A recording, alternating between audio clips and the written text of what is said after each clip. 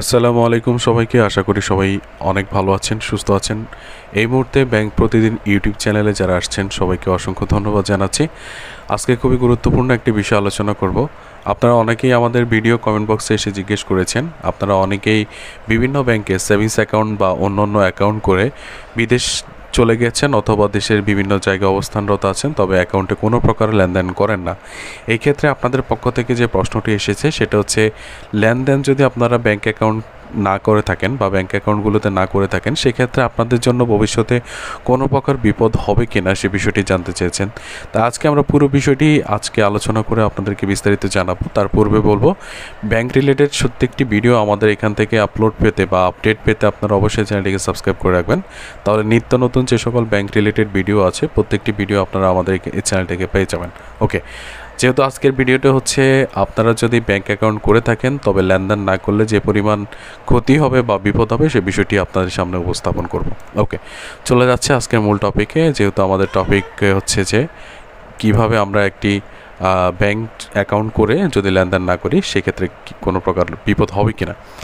তো প্রথম যদি আমরা বলি সেটা হচ্ছে যে আপনি যদি ব্যাংকে অ্যাকাউন্ট করে থাকেন, অনেকেই হচ্ছে ব্যাংকে সেভিংস অ্যাকাউন্ট করে থাকেন যেটাকে আপনারা প্রতিনিয়ত লেনদেনের কাজে ব্যবহার করে থাকেন। অনেকে হচ্ছে কারেন্ট অ্যাকাউন্ট করে থাকেন যেটাকে আপনারা ব্যবসায়ী হিসাব লেনদেন করে থাকেন, যেটা ব্যবসায়িক নামে হয়ে থাকে।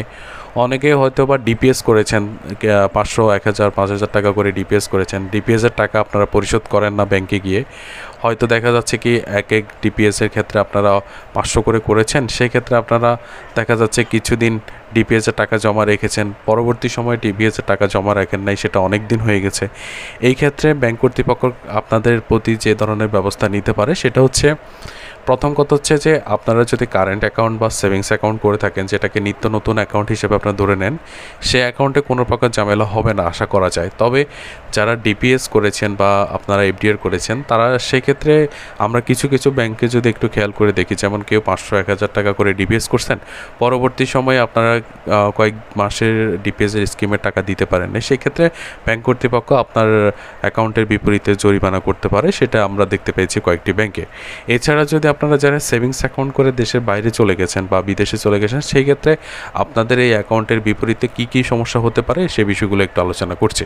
ওকে, এক নম্বরে যদি আমরা দেখি যে আপনার সেভিংস অ্যাকাউন্ট অথবা কারেন্ট অ্যাকাউন্টে আপনি যদি দীর্ঘ সময় বলতে এখানে বোঝানো হয়েছে, যদি কোনো গ্রাহকের অ্যাকাউন্টে 12 মাস মানে 1 বছর থেকে 24 মাস পর্যন্ত কোনো প্রকার লেনদেন না হয়ে থাকে, আবারও বলছি কোনো প্রকার লেনদেন না হয়ে থাকে, সেটা হতে পারে উত্তোলন অথবা জমা অথবা টাকা ট্রান্সফার। যদি কোনো প্রকার লেনদেন না হয়ে থাকে সেই ক্ষেত্রে আপনার অ্যাকাউন্টটিকে তারা ডরমেন্ট অথবা নিষ্ক্রিয় অ্যাকাউন্ট হিসেবে বিবেচিত করতে পারে। এখানে তারা বলেছে যে 12 মাস বা 24 মাস ব্যাংক অনুযায়ী ভিন্ন হতে পারে। সেটা কোনো ব্যাংকে হয়তো বা 1 বছর হতে পারে, কোনো ব্যাংকে 2 বছরের বেশি সময় হতে পারে ডরমেন্টের ক্ষেত্রে। সেক্ষেত্রে আপনার অ্যাকাউন্টে কোনো লেনদেন যদি না হয় তাহলে সেটি ডরমেন্ট বা নিষ্ক্রিয় অ্যাকাউন্ট হিসেবে ব্যাংকের প্রতি আপনার অ্যাকাউন্টের যে সিস্টেম সেটা কিন্তু নিষ্ক্রিয় হয়ে যেতে পারে। এখন ডরমেন্ট বা নিষ্ক্রিয় হচ্ছে, যদি আপনার লেনদেনটি না হয়ে থাকে তখন ডরমেন্ট হয়ে গেলে কিন্তু আপনার অ্যাকাউন্টে আপনি কোনো প্রকার লেনদেন করতে পারবেন না, টাকা জমা করতে পারবেন না, টাকা উত্তোলনও করতে পারবেন না।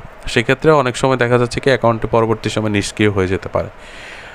তারপর হচ্ছে তখন আপনাকে যে বিষয়ে আপনি যে ক্ষতির সম্মুখীন হচ্ছেন সেটা হচ্ছে, আপনি যে স্বাভাবিক টাকা তুলতে বা লেনদেন করতে অসুবিধা হবে বা আপনি তুলতে পারবেন না। প্রথমে আপনাকে অ্যাকাউন্টটি অ্যাক্টিভ করতে হবে। আপনি যে ব্যাংকের যে শাখায় অ্যাকাউন্ট করেছেন সেই শাখায় গিয়ে অ্যাকাউন্টটিকে সচল করতে হবে। সেক্ষেত্রে আপনার ভোটার আইডি কার্ড অথবা হচ্ছে আপনার পাসপোর্টের ফটোকপি যেটা দিয়ে আপনি অ্যাকাউন্ট করেছেন সেটা প্রয়োজন হতে পারে, বা একটা আবেদন কপি প্রয়োজন হতে পারে।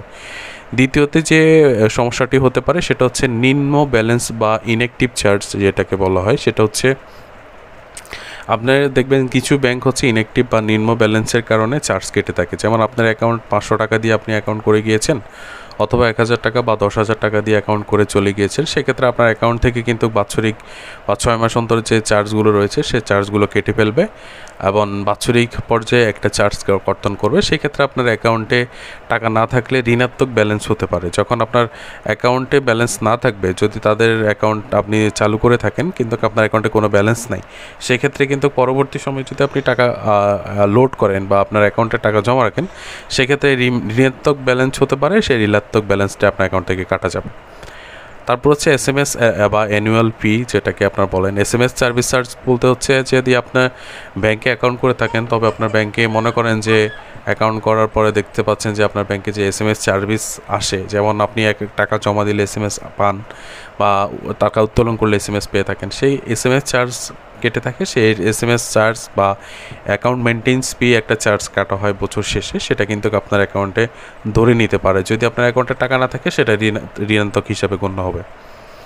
তারপর হচ্ছে KYC সিস্টেম বা KYCর আপডেট প্রয়োজন হতে পারে আপনার ক্ষেত্রে। যেমন অ্যাকাউন্ট করে যারা দীর্ঘ সময় প্রবাসে আছেন, কিন্তু আপনাদের অ্যাকাউন্টে কোনো টাকা জমাও করেন নাই, অথবা পরিবারের কোনো সদস্যকে ব্যাংকে পাঠিয়ে আপনার অ্যাকাউন্টে টাকা জমাও দেন নাই, সেক্ষেত্রে কিন্তু আপনার অ্যাকাউন্টে আপনি যদি পরবর্তী সময় বিদেশ থেকে আসেন, সেক্ষেত্রে অবশ্যই আপনার অ্যাকাউন্টটিতে নাও ইউর কাস্টমার ফর্মটিকে আপডেট করতে হবে। আপনি জানেন যে ব্যাংক কর্তৃপক্ষ একটা KYC ফর্ম পূরণ করে থাকে, সেটা হচ্ছে নাও ইউর কাস্টমার একটা লেটার আছে, সেই লেটারটিকে আপনাকে আপডেট করে দিতে হবে পরবর্তীতে ব্যাংকে এসে।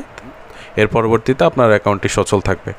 এখন এই যে এই সমস্যাগুলোর মধ্যে পড়তে হবে, এখন এই সমস্যাগুলোর সমাধান হিসেবে আপনি কি করতে পারেন, যেমন বছরে অন্তত 1-2 বার আপনি লেনদেন করতে পারেন। এটা হচ্ছে প্রবাসীদের ক্ষেত্রে, যারা দেশের বাইরে অবস্থানরত আছেন। অনেকেই চিন্তা করেন যে আপনারা যখন বিদেশ চলে যান তখন আপনার অ্যাকাউন্টে সম্পূর্ণ পরিমাণে, একদম সম্পূর্ণ পর্যায়ে আপনার অ্যাকাউন্টে লেনদেন বন্ধ করে দেন। আপনাদেরকে বলবো যে এই ধরনের কার্যক্রম না করে আপনারা প্রত্যেক মাসে অথবা হচ্ছে 6 মাস অন্তর যে কোনো একটি ট্রানজ্যাকশান আপনারা করতে পারেন। এখন বর্তমানে প্রত্যেকটি ব্যাংকে কিন্তু আমরা দেখতে পেয়েছি যে অনলাইন ব্যাংকিং সিস্টেম বা মোবাইল অ্যাপসের মাধ্যমে অনলাইন ব্যাংকিং সিস্টেম চালু আছে। সেক্ষেত্রে আপনারা ব্যাংক কর্তৃপক্ষ থেকে অনলাইন ব্যাংকিংটা আপনারা মোবাইলে চালু করে নিয়ে যাবেন। সেক্ষেত্রে যে কোনো একটি কাজ আপনারা করতে পারেন, সেটা হতে পারে ট্রান্সফার বা উত্তোলন বা জমা, সেটা যে কেউ একটু করতে পারেন। তারপর হচ্ছে কি করা উচিত, 2 নম্বর হচ্ছে অ্যাকাউন্টে কিছু টাকা রাখুন, যাতে চার্জ কাটা হলেও অ্যাকাউন্ট বন্ধ না হয়ে থাকে, সেটা অবশ্যই আপনি করতে পারেন। আপনার অ্যাকাউন্টে যদি আরেকটি কথা বলে রাখি, যদি আপনার অ্যাকাউন্টে বেশ কিছু টাকা থাকে, যেমন 50,000 টাকা বা 1 লাখ টাকা থাকে, সেক্ষেত্রে অর্ধবার্ষিক এবং বার্ষিক মানে 6 মাসে, জুন মাসে এবং ডিসেম্বর মাসে ব্যাংক কর্তৃপক্ষ আপনাকে এক প্রকার লাভ দিয়ে থাকে। তখন ওই চার্জগুলো যদি কাটাও যায়, সেক্ষেত্রে আপনার লাভের সাথে অ্যাডজাস্ট হয়ে সেই পর্যন্ত লাভের থেকে আপনার চার্জগুলো কাটা গেলে আপনার মূল টাকার কিন্তু কোনো সমস্যা হতে হবে না, বা মূল টাকাতে কোনো সমস্যা হয় না। এরপরে যদি আপনি দেখেন, সেটা হচ্ছে প্রয়োজনে আপনি ব্যাংকে গিয়ে স্ট্যাটাসটা জেনে নিতে পারেন, বা আপনার বর্তমান ব্যাংকের স্ট্যাটাস সম্পর্কে, যে ব্যাংকের বর্তমান কি পর্যায়ে আছে, বা যেহেতু আপনি যদি দেশের বাইরে থাকেন, এই বিষয়গুলো সাধারণত দেশের বাইরে যারা আছেন তাদের হয়ে থাকে। সেক্ষেত্রে আপনার পরিবারের কোনো সদস্যকে আপনার নিকটস্থ যে শাখায় অ্যাকাউন্ট করেছেন সেই শাখায় পাঠিয়ে আপনার ব্যাংকের অ্যাকাউন্ট সম্পর্কে আপনি জেনে নেবেন। তাহলে আপনি পরবর্তীতে ব্যাংক অ্যাকাউন্টে যে কোনো অ্যামাউন্টের টাকা জমা দিয়ে অ্যাকাউন্টটি সচল করে নিতে পারেন। তো এই ছিল সমস্যাগুলো। আপনারা যারা আমাদেরকে কমেন্ট করেছেন, আপনারা অবশ্যই কমেন্ট করে আমাদেরকে জানতে চেয়েছেন যে আপনি যদি অ্যাকাউন্ট করে থাকেন, তবে অ্যাকাউন্টে যদি লেনদেন না করেন, সেক্ষেত্রে যে সমস্যাটি হবে এখানে আমরা আজকে তুলে ধরেছি। এছাড়া আর কোনো ঝামেলা নেই আপনাদের, আশা করি। তো সবাইকে অসংখ্য ধন্যবাদ জানিয়ে বিদায় নিচ্ছি। দেখা হচ্ছে পরবর্তী কোনো ভিডিওতে। সে পর্যন্ত অনেক ভালো থাকবেন, সুস্থ থাকবেন। অবশ্যই চ্যানেলটিকে সাবস্ক্রাইব করবেন, কেননা এখানে আমরা ব্যাংক প্রতিদিন আমরা ব্যাংকের আপডেট সম্পর্কে আলোচনা করে থাকি। সবাইকে ধন্যবাদ। আসসালামু আলাইকুম ওয়া রাহমাতুল্লাহ।